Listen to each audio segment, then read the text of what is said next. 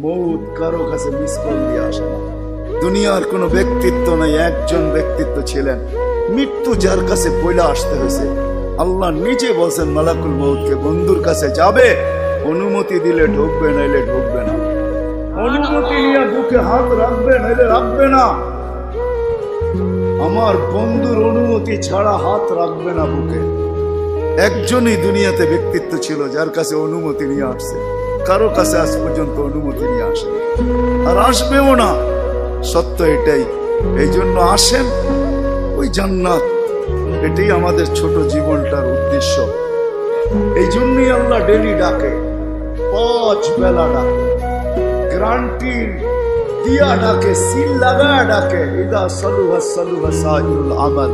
5 ওয়াক্ত নামাজ যদি এই উম্মত কমপ্লিট করে দেখাইতে পারে, আল্লাহ আমাদের নবীজির সাথে ওয়াদা করছেন, আমিও আপনার উম্মতের জীবনকে কমপ্লিট করে দেখাই।